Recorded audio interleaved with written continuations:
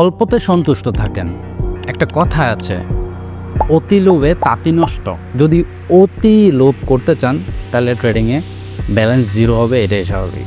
সবসময় profit target রাখবেন, অল্প অল্প অল্প প্রফিট করেন, দেখবেন এন্ড অফ দ্য মান্থ আপনি ভালো একটা পরিমাণে প্রফিটে থাকবেন।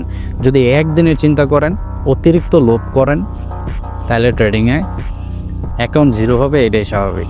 কারণ কোনো মানুষ একটানা ঘন্টার পর ঘন্টা ট্রেডিংয়ে সাইকোলজি ঠিক রাখতে পারবে না।